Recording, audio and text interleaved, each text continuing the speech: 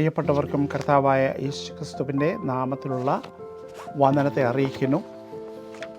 നമുക്ക് ഒരുമിച്ച് ദൈവസന്നിധിയിൽ വീണ്ടും ദൈവവചനം പഠിക്കുവാൻ്റെ ഗുണം കർത്താവ് തന്നിരിക്കുന്ന നല്ല അവസരത്തെ ഓർത്ത് ഞാൻ കർത്താവിനെ സ്തുതിക്കുന്നു. നമ്മളുടെ ഇന്നത്തെ വചനധ്യാനത്തിനായി നമ്മൾ പഠിച്ചുകൊണ്ടിരിക്കുന്ന വേദഭാഗം നമുക്ക് ഒന്നുകൂടെ വായിക്കാം. വെളിപ്പാട് പുസ്തകം 1-ാം അധ്യായം അതിൻ്റെ 7-8 വാക്യങ്ങളാണ് നമുക്കിന്ന് കാണുവാൻ കർത്താവിൽ ശരണപ്പെടുന്നത്. അതെങ്ങനെ വായിക്കുന്നു? ഇതാ ഞാൻ മേഘാരൂഢനായി വരുന്നു, ഏത് കണ്ണും അവനെ കുത്തിത്തുളച്ചവരും അവനെ കാണും, ഭൂമിയിലെ ഗോത്രങ്ങളൊക്കെയും അവനെ ചൊല്ലി വിലപിക്കും. ഊവ് അമേൻ. അതിന് 8-ാം വാക്യം ഇങ്ങനെ കാണുന്നു: ഞാൻ ആൽഫയും ഒമേഗയും ആകുന്നു എന്ന് ഇരിക്കുന്നവനും ഇരുന്നവനും വരുന്നവനുമായി സർവശക്തിയുള്ള ദൈവമായ കർത്താവ് അരുളി ചെയ്യുന്നു. 1 തൊട്ട് 6 വരെയുള്ള വാക്യങ്ങൾ കഴിഞ്ഞ 3 ആഴ്ചകളിലായി പഠിക്കുവാൻ്റെ കൊണ്ട് നമുക്ക് കർത്താവ് തന്ന കൃപയ്ക്കായി സ്തോത്രം. ഈ സന്ധ്യയിൽ വീണ്ടും നമുക്ക് ഒരുമിച്ചായിരിക്കാൻ്റെ കൊണ്ടും കർത്താവ് തന്നിരിക്കുന്ന കൃപയ്ക്കായി സ്തോത്രം ചെയ്യുന്നു. യേശുക്രിസ്തു തൻ്റെ ദാസനായ യോഹന്നാന് കൊടുത്ത വെളിപ്പാടാണ് നമ്മൾ പഠിച്ചുകൊണ്ടിരിക്കുന്നത്. പിതാവാം ദൈവം യേശുക്രിസ്തുവിന് കൊടുത്തു. യേശുക്രിസ്തു തൻ്റെ ദൂതൻ മുഖാന്തരം യോഹന്നാൻ അപ്പോസ്തലന് കൊടുത്തു. അപ്പോസ്തലൻ 7 സഭകൾക്ക് എഴുതുന്നു. അത് നമുക്ക് തിരുവെഴുത്തായി നമ്മുടെ കയ്യിൽ ലഭിക്കുന്നു എന്നാണ് നമ്മൾ പഠിച്ചത്. തുടർന്ന് നമ്മൾ പഠിച്ചത് നമ്മുടെ ക്രിസ്തു ആയിരിക്കുന്ന അവസ്ഥ. അവൻ ഇരിക്കുന്നവനും ഇരുന്നവനും വരുന്നവനുമാണ് എന്ന് നമുക്ക് പഠിക്കുവാൻ കഴിഞ്ഞു. നമ്മുടെ അനുഗ്രഹവും കൃപയും സമാധാനവും പിതാവായ ദൈവത്തെങ്കിൽ നിന്നും പുത്രനായ യേശു ക്രിസ്തുവിങ്കിൽ നിന്നും പരിശുദ്ധാത്മാവിൽ നിന്നും ലഭിക്കുന്നുവെന്ന് നമുക്ക് കാണുവാനിടയായി. അതിൻ്റെ 6-ാമത്തെ വാക്യം: നമ്മെ സ്നേഹിക്കുന്നവനും നമ്മുടെ പാപം പോക്കി നമ്മെ തൻ്റെ രക്തത്താൽ വിടുവിച്ച് തൻ്റെ പിതാവായ ദൈവത്തിന് നമ്മെ രാജ്യവും പുരോഹിതന്മാരും ആക്കി തീർത്തുവന് എന്നേക്കും മഹത്വവും ബലവും ആമേൻ എന്നുള്ള ആ ഡോക്സോളജിയോടുകൂടിയാണ്, ആ സ്തുതിഗീതത്തോടു കൂടിയാണ് നമ്മൾ കഴിഞ്ഞ ആഴ്ച നിർത്തിയത്. ഇന്ന് വളരെ പ്രധാനപ്പെട്ട ഒരു വേദഭാഗത്തിലേക്കാണ് നമ്മൾ കടന്നു പോകുവാൻ ആഗ്രഹിക്കുന്നത്. യേശുക്രിസ്തു വീണ്ടും വരുന്നു. Behold, he is coming. അവൻ വേഗം വരുന്നു. വെളിപ്പാട് പുസ്തകം 1-ാം അധ്യായം 7-8 വാക്യങ്ങളിൽ വളരെ പവർഫുള്ളായ, വളരെ വളരെ വളരെ വെയിറ്റോടു കൂടിയ ഒരു ഡിക്ലറേഷൻ യോഹന്നാൻ നടത്തുകയാണ്. ഒരു വലിയ ഇടിമുഴക്കത്തോടുകൂടി യോഹന്നാൻ അത് നടത്തുകയാണ്. ഈ പുസ്തകത്തിൻ്റെ സെൻട്രൽ തീം, വളരെ പ്രധാനപ്പെട്ട ഒരു തീം താൻ പഠിപ്പിക്കുക, എഴുതി വെക്കുകയാണ്. തുടക്കം തന്നെ എഴുതുകയാണ്: ഹി ഈസ് കമ്മിങ് സൂൺ. അവൻ ഇതാ വേഗം വരുന്നു. നത്തിങ് ഇൻ ഹെവൻ, ഈ സ്വർഗത്തിലുള്ളതോ ഭൂമിയിലുള്ളതിനെയോ ഒന്നും, ഒരു വസ്തുവും ഒരു വ്യക്തിക്കും ആ വരവിനെ തടസ്സപ്പെടുത്തുവാൻ കഴിയത്തില്ല എന്ന് നമുക്ക് തുടർന്ന് വായിക്കുമ്പോൾ നമുക്ക് മനസ്സിലാക്കുവാൻ കഴിയും. ഈ വായിച്ച 2 വാക്യങ്ങളിലും നമുക്ക് 3 പ്രധാനപ്പെട്ട കാര്യങ്ങളാണ് കാണുവാൻ കഴിയുന്നത്. ആരാണ് ഈ വരുന്നത്? Who is coming? What will happen when he comes? അവൻ വരുമ്പോൾ എന്താണ് നടക്കുന്നത്? 3-ാമത്തേത്, who has the power to make it happen? ഇത് നടത്തുവാൻ കഴിവുള്ളവൻ ആരാണ്? ഈ 3 കാര്യങ്ങളാണ് 7-8 വാക്യങ്ങളിൽ നമ്മൾ ഇന്ന് കാണുവാനായി പോകുന്നത്. യേശുക്രിസ്തുവിൻ്റെ വരവ്, അതിൻ്റെ 7-ാമത്തെ വാക്യത്തിൻ്റെ ആരംഭഭാഗം: ഇതാ അവൻ മേഘാരൂഢനായി വരുന്നു. Look, he is coming with clouds. Yohannan തുടങ്ങുകയാണ്. ലുക്ക്, നോക്കുക, ബിഹോൾഡ്, കണ്ടാലും. ഒരു ജെന്റിൽ സജഷൻ അല്ല ഇത്, ഒരു ഇൻവിറ്റേഷനോ ഒന്നുമല്ല, ഒരു സമണാണ്. കോടതി ഒരു കേസിലെ പ്രതിയെ വിളിച്ചു വരുത്തുന്നത് പോലെ ഒരു order, സമണാണിത്. God is calling every reader of this book. ഈ ബുക്കിൻ്റെ എല്ലാ വായനക്കാരോടും പറയുകയാണ്, അവരുടെ കണ്ണുകൾ വളരെ സൂക്ഷിച്ച് വായിക്കണം. ഇതിൻ്റെ അകത്ത് ഡിക്ലറേഷൻ ശരിക്കും വായിക്കണം. എന്താണ്? ഇതാ അവൻ മേഘാരൂഢനായി വരുന്നു. Look, he is coming with clouds. ഇതാ അവൻ മേഘാരൂഢനായി വരുന്നു. ഈ രണ്ട് വാക്യങ്ങളും വളരെ പ്രധാനപ്പെട്ട ഭാഗങ്ങളാണ്. ഈ പുസ്തകത്തിൻ്റെ തുടക്കത്തിൽ തന്നെ ഈ പുസ്തകത്തിൻ്റെ അന്തസത്ത ശരിയായി അതിനെ വെളിപ്പെടുത്തുന്ന രണ്ട് വാക്യങ്ങളാണിത്. ഈ വിളി എന്ന് പറയുന്നത് പഴയ നിയമത്തിലെ രണ്ട് വാക്യങ്ങളെ ബിൽഡ് ചെയ്തിരിക്കുന്നത്, രണ്ട് കണക്റ്റഡായ രണ്ട് വാക്യങ്ങളുണ്ട്. ഒന്ന് ദാനിയേൽ പ്രവചനം 7-ാം അധ്യായം 13-ാമത്തെ വാക്യം. ദാനിയേൽ പ്രവചനം 7-ാം അധ്യായം 13-ാം വാക്യം ഇങ്ങനെ കാണുന്നു. ഞാൻ അത് വായിക്കട്ടെ. രാത്രി ദർശനങ്ങളിൽ മനുഷ്യപുത്രനോട് സദൃശനായ ഒരുവൻ ആകാശമേഘങ്ങളോടെ വരുന്നത് കണ്ടു. അവൻ വയോധികന്റെ അടുക്കൽ ചെന്നു. അവർ അവനെ അവൻ്റെ മുമ്പിൽ അടുത്തു വരുമാറാക്കി. ഇങ്ങനെ വായിക്കുന്നു. In my vision at night I looked, and there before me was one like a son of man. മനുഷ്യപുത്രനോട് സദൃശനായ ഒരുവനെ കണ്ടു. 7-ാം അധ്യായം വളരെ പ്രാധാന്യമുള്ളതാണ്. ലോകത്തിൻ്റെ ആ ചരിത്രം തുടങ്ങുന്ന സമയം മുതൽ അതിൻ്റെ അവസാനം വരെയുള്ള കാലഘട്ടത്തെ ദാനിയേൽ ദർശനത്തിൽ കൂടെ കണ്ടുകൊണ്ടിരിക്കുക. ആ ദർശനത്തിൻ്റെ അവസാന ഭാഗത്തേക്ക് വരുമ്പോൾ ദാനിയേൽ കാണുന്നതാണ് a son of man coming with clouds. അവൻ ആകാശമേഘങ്ങളോടെ വരുന്നത് കണ്ടു. അവൻ വയോധികന്റെ അടുക്കൽ ചെന്നു എന്നാണ് നമുക്കിവിടെ വായിക്കുവാനായി കഴിയുന്നത്. ഈ വിഷൻ ദാനിയേൽ കാണുകയാണ്. മനുഷ്യപുത്രന് സദൃശ്യനായ അവന് ഇറ്റേണൽ അതോറിറ്റി ഉള്ളവൻ, സർവാധികാരവും രാജ്യങ്ങളുടെ മേൽ പ്രാപിച്ചവൻ അവൻ വരികയാണ്. അതിന് മുമ്പ് കണ്ട പല രാഷ്ട്രങ്ങളും, ബാബിലോണിയൻ സംസ്കാരവും മേദ്യ പാർസ്യ സംസ്കാരവും അതുപോലെ തന്നെ ഗ്രീക്ക് സംസ്കാരവും അതുപോലെ തന്നെ റോമൻ സംസ്കാരവും മണ്ണടിഞ്ഞു പോകുമ്പോൾ ഇതാ സകല അധികാരവും പ്രാപിച്ച ഒരുവൻ അവൻ കടന്നു വരികയാണ്. Every tribe and language would serve him. മറ്റേതാണെങ്കിൽ ഓരോ കൊച്ചു രാജ്യങ്ങളെയും അല്ലെങ്കിൽ ചില ഭൂഖണ്ഡങ്ങളെയും മാത്രം പിടിച്ചടക്കി വരുമ്പോൾ ഇവിടെ ഇതാ ഒരുവൻ വരുന്നു. എവ്രി ട്രൈബ്, ഓരോ ഗോത്രത്തെയും ഓരോ ഭാഷയിലുള്ളവരെയും നിയന്ത്രിക്കുവാൻ, അവരെ ഭരിക്കുവാൻ ഒരുവൻ വരുന്നു.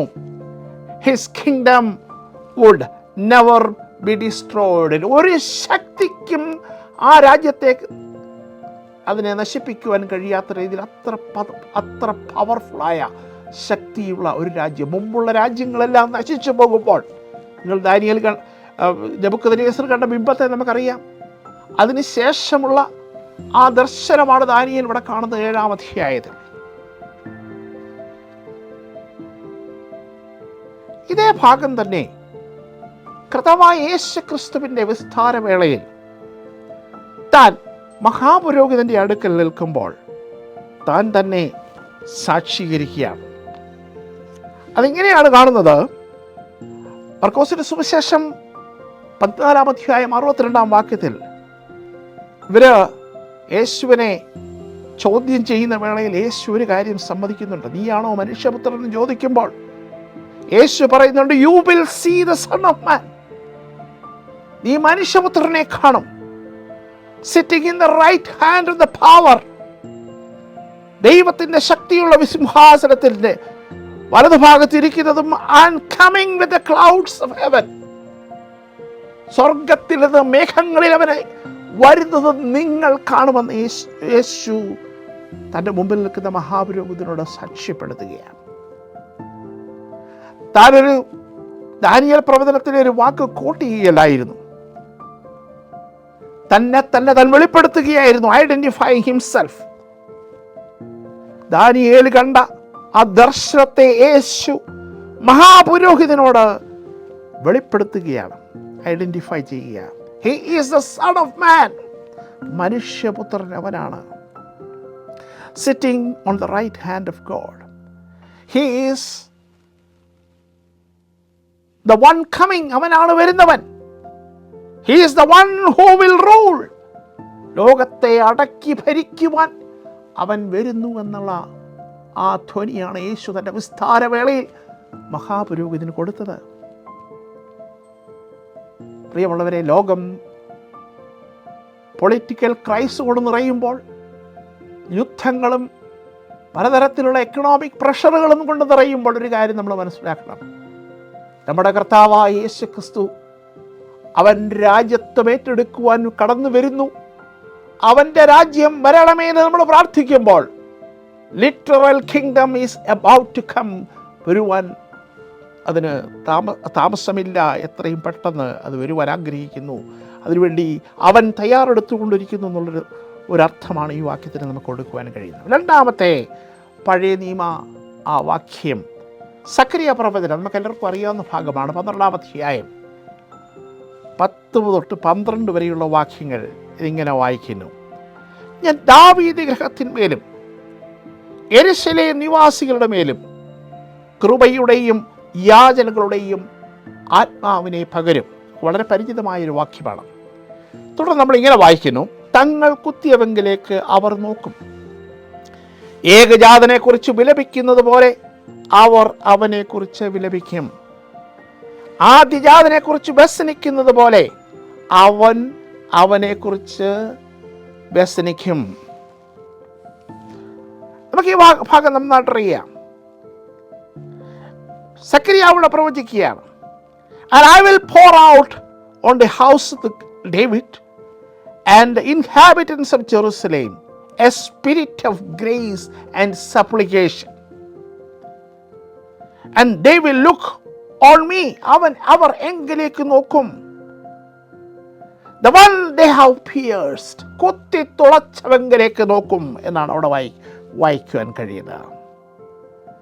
സക്കറിയാവ് ഈ പ്രവചനം പറയുമ്പോൾ നമുക്ക് മനസ്സിലാക്കുവാൻ കഴിയുന്നത് ഇസ്രയേലിൻ്റെ വിലാപമാണ്. Deep bitter mourning. അവർ ആഴത്തിൽ അവർ ദുഃഖിച്ച് കരയുകയാണ്. യേശുവിൻ്റെ ക്രൂസിഫിക്ഷന് മുമ്പ്, നൂറ്റാണ്ടുകൾക്ക് മുമ്പ് സക്കറിയ പ്രവാചകനിലൂടെ ഇത് പറയുകയാണ്. ക്രൂസിഫിക്ഷൻ എന്ന് കണ്ടുപിടിച്ചിട്ടില്ല. ഈ ക്രൂസിഫിക്ഷൻ കണ്ടുപിടിച്ചത് അല്ലെങ്കിൽ ഇത് നടപ്പാക്കിയത് റോമൻ ഗവൺമെൻറ് ആണെന്ന് നമുക്ക് ചരിത്രത്തോടെ മനസ്സിലാക്കുവാൻ കഴിയും. 19:17 വായിക്കുന്നു, യേശു ക്രിസ്തുവിൻ്റെ ക്രൂശീകരണ സമയത്ത് അതിനെക്കുറിച്ച് യോഹന്നാൻ അപ്പോസ്തോലൻ യോഹന്നാൻ്റെ ലേഖനത്തിൽ 19-ാം അധ്യായം 37-ാമത്തെ വാക്യത്തിൽ ഇങ്ങനെ കാണുന്നു, അവർ കുത്തിയവെങ്കിലേക്ക് നോക്കും എന്ന് മറ്റൊരു തിരുവെഴുത്തും പറയുന്നു എന്നാണ് അവിടെ നമുക്ക് കാണുവാൻ കഴിയുന്നത്. These things happen so that the scripture would be fulfilled. അത് ഇങ്ങനെയാണ് പറയുന്നത്, they will look on the one they have pierced. കുത്തിയവെങ്കിലേക്ക് അവർ നോക്കും. പ്രവാചകൻ ഇത് പ്രവചിക്കുമ്പോൾ നാളുകൾക്ക് മുമ്പ് ഈ ക്രൂശീകരണം ഒന്നും നടപ്പാക്കാത്ത കാലത്ത് താനിത് പറയുകയാണ്.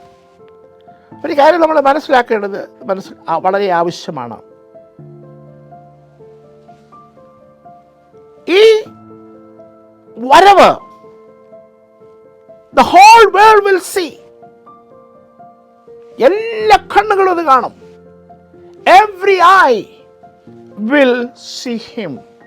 എല്ലാവരും അത് കാണും. യേശു ക്രിസ്തുവിൻ്റെ വരവെന്ന് പറയുന്നത് ഒരു പ്രൈവറ്റ് ഈവൻ്റ് അല്ല, ഒരു രഹസ്യ വരവല്ല, അതിന് മുമ്പ് നടക്കുന്നതായിരിക്കും.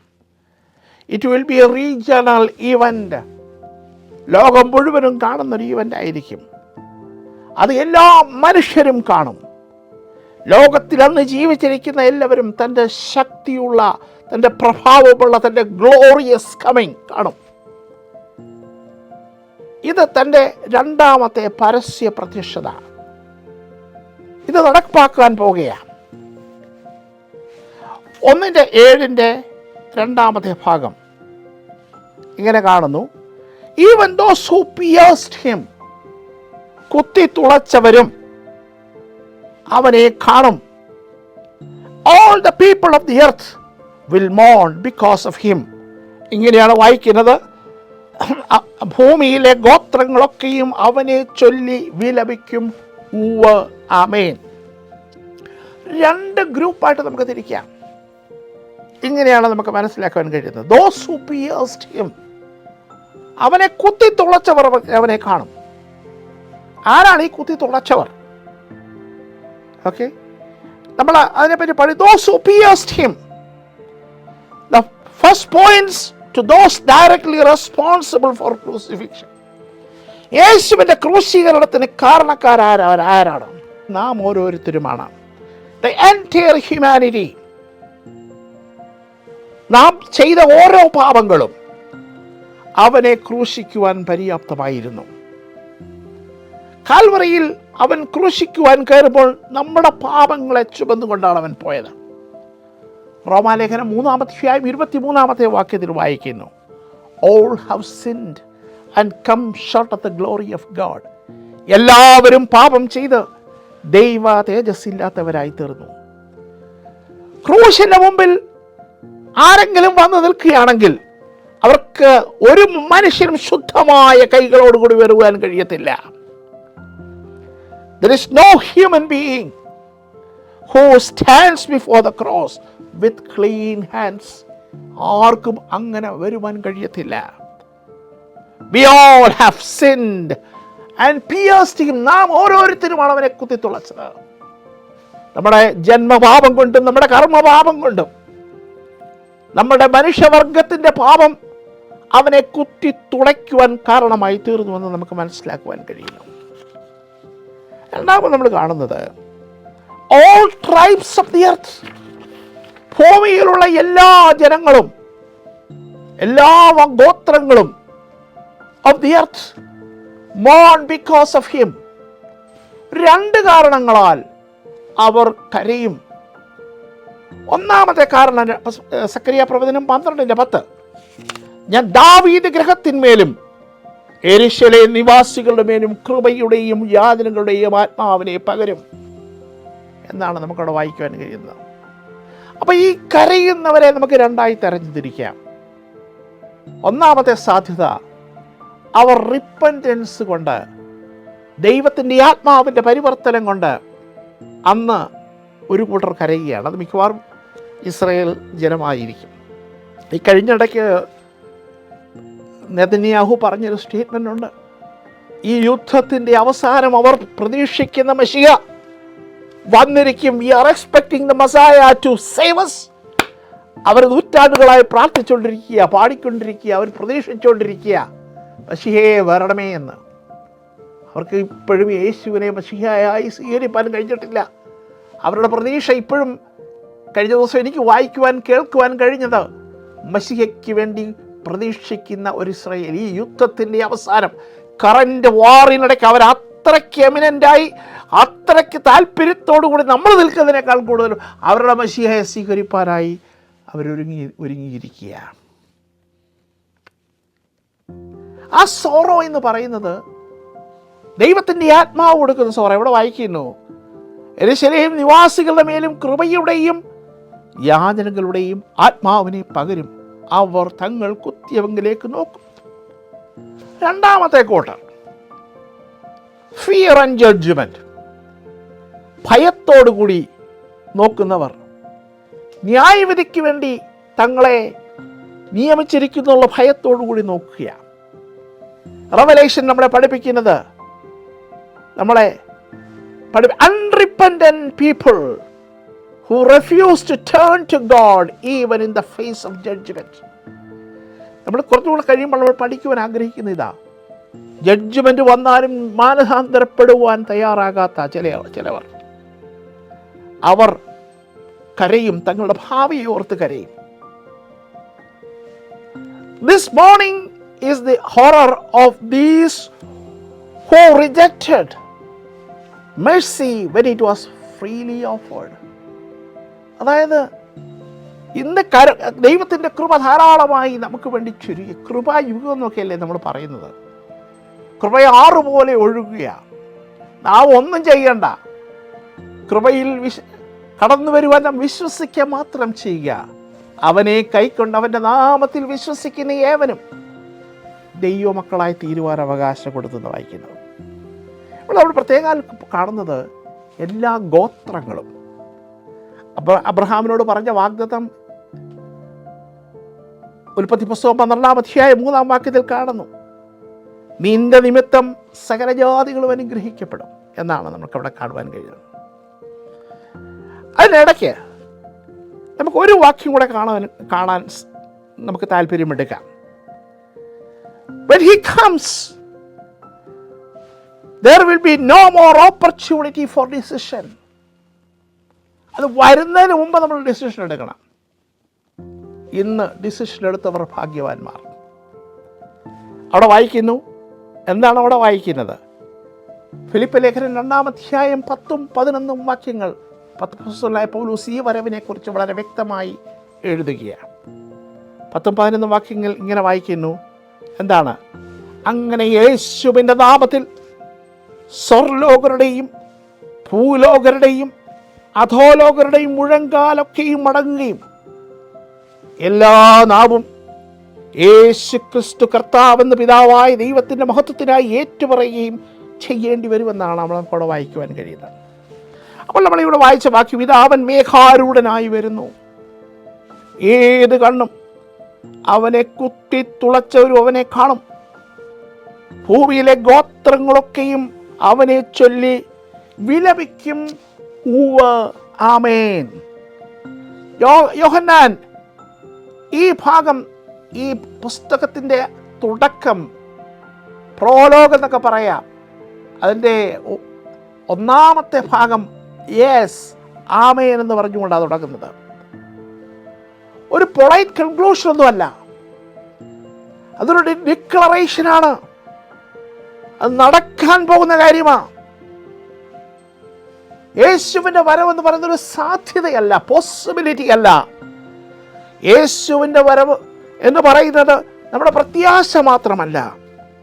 യേശുവിൻ്റെ വരവെന്ന് പറയുന്നത് it is settled declared by God himself. ദൈവം തന്നെ പറഞ്ഞിരിക്കുക, ദൈവം തന്നെ നടക്കുമെന്ന് പറഞ്ഞിരിക്കുക. അവൻ്റെ വാക്കുകൾ ഊവെന്ന് തന്നെ ആകയാൽ അവൻ്റെ വരവ് സുനിശ്ചിതമാണ്. ഈ സന്ധ്യയിൽ ദൈവത്തിൻ്റെ വചനം കേൾക്കുന്ന ഏത് മീഡിയയിൽ കൂടെ കേട്ടാലും കുഴപ്പമില്ല. നിങ്ങൾ യേശുവിൻ്റെ വരവിന് വേണ്ടി ഒരുങ്ങണം. നിങ്ങളുടെ ജീവിതത്തെ പാഴാക്കരുത്.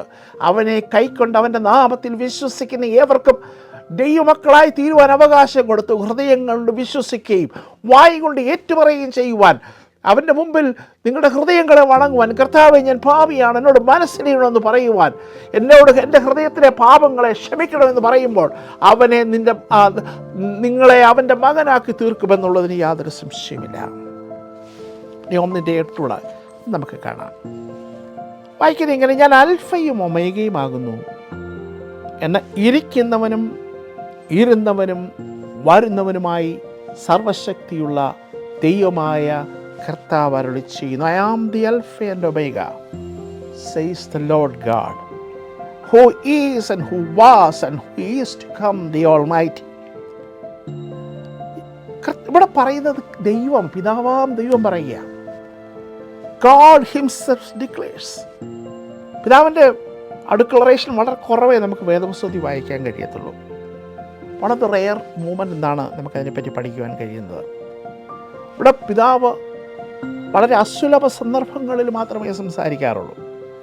He says the foundational to everyone that follows is the book. He gives us declaration നടത്തുകയാണ്. തൻ്റെ പുത്രൻ്റെ വരവിനെ കുറിച്ച് ഡിക്ലറേഷൻ നടത്തുക. അവൻ പറയുമ്പോൾ അവൻ്റെ ക്വാളിറ്റിയാണ് ആദ്യം പറയുന്നത്. ഐ ആം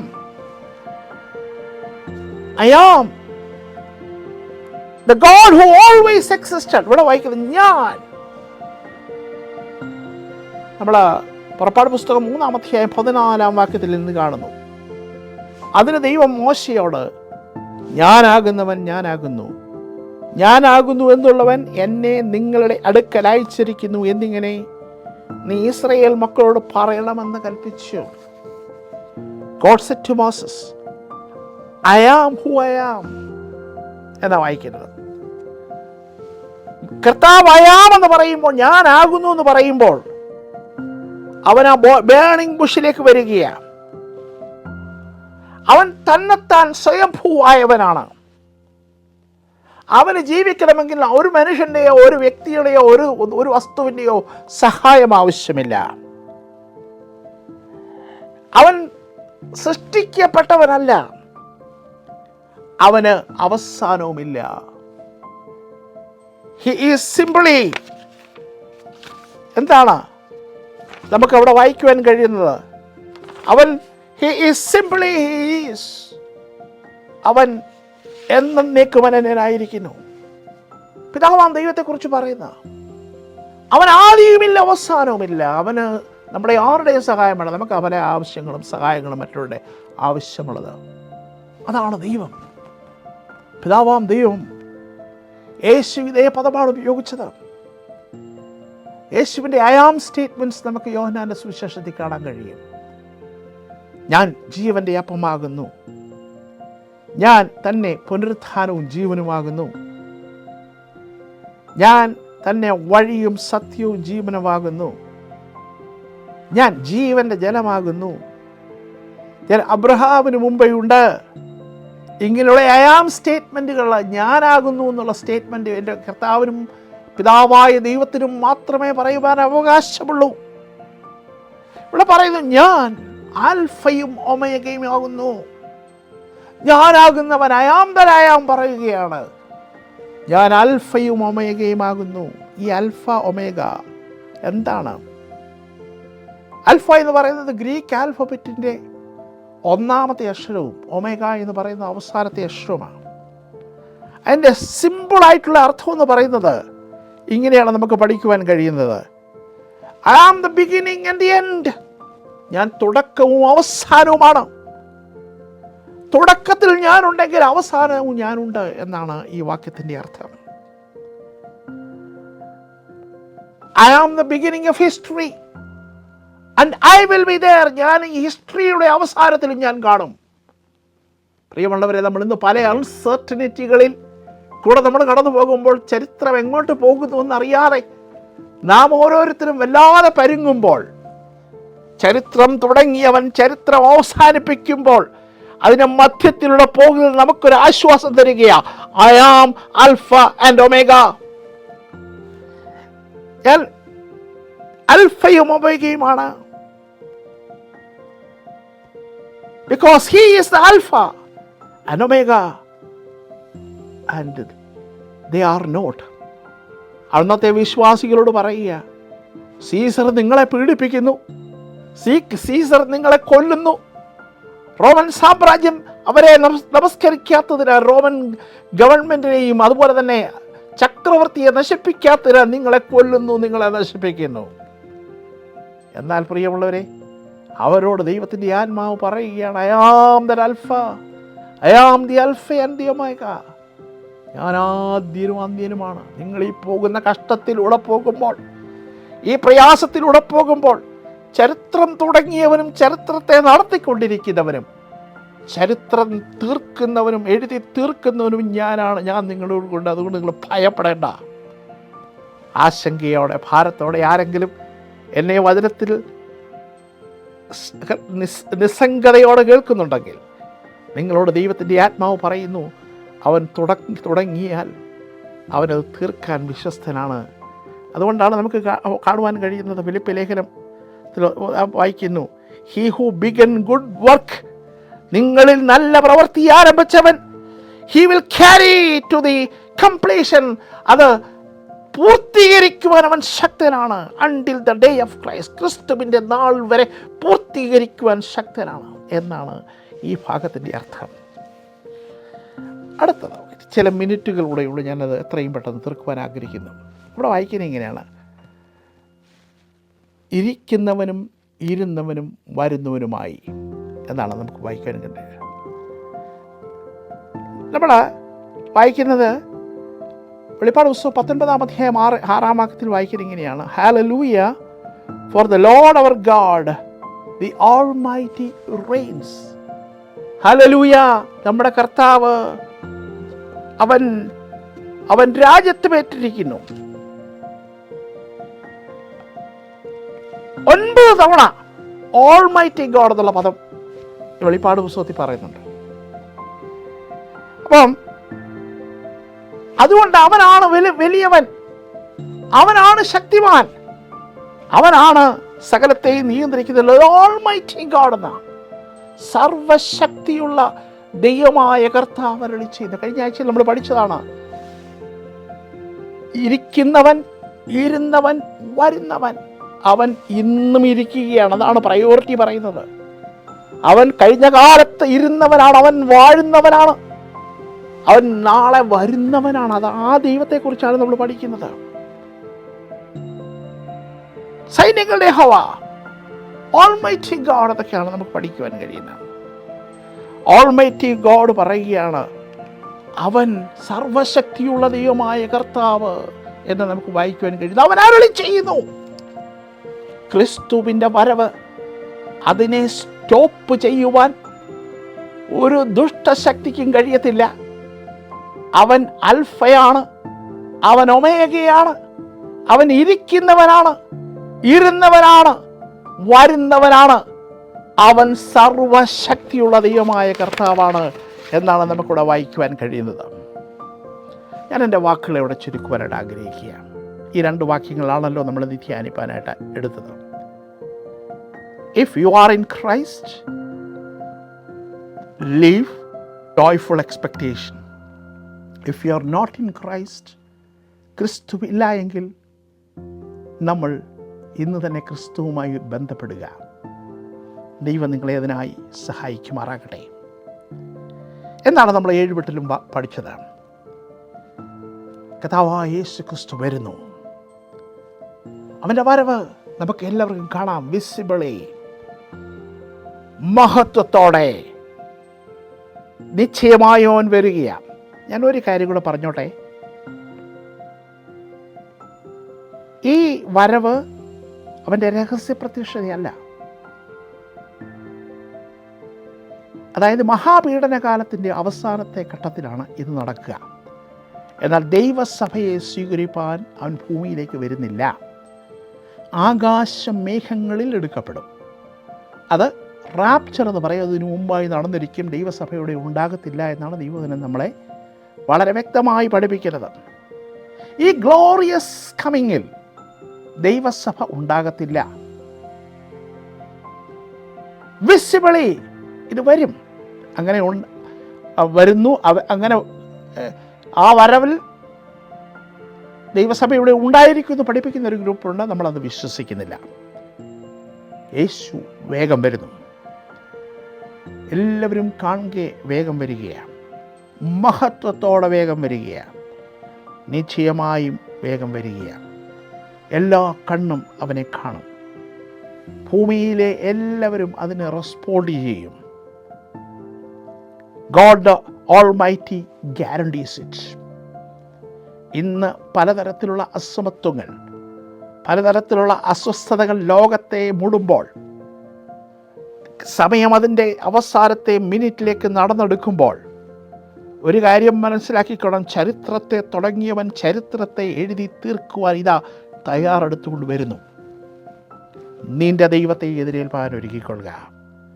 യേശുവിൻ്റെ വരവിന് വേണ്ടി നമുക്കൊരുങ്ങാം. നമുക്ക് അവൻ്റെ രഹസ്യ പ്രത്യക്ഷതയ്ക്ക് അത് നമുക്ക് വേറെ സന്ദർഭത്തിൽ സംസാരിക്കാം. കർത്താവ് തൻ ഗംഭീരനാദത്തോടും വേറൊരു ഇൻസിഡൻ്റാണ്.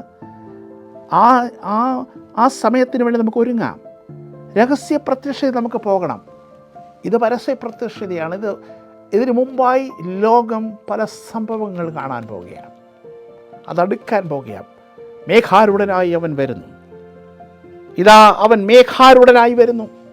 ഏത് കണ്ണും അവനെ കുത്തിത്തുളച്ചവരും അവനെ കാണും. ഭൂമിയിലെ ഗോത്രങ്ങൾ, അതായത് പ്രത്യേകിച്ച് ഇസ്രായേലൈറ്റ്സ്, അവനെ ചൊല്ലി വിലപിക്കും. ഉവ്വ്, ആമേൻ, ഞാൻ അൽഫയും ഒമേഗയും ആകുന്നു എന്ന് ഇരിക്കുന്നവനും ഇരുന്നവനും വരുന്നവനുമായി സർവശക്തിയുള്ള ദൈവമായ കർത്താവ് അരുളി ചെയ്യുന്നു. ഈ വചനങ്ങളാൽ ദൈവം നമ്മളെ സഹായിക്കുമാറാകട്ടെ. God bless you.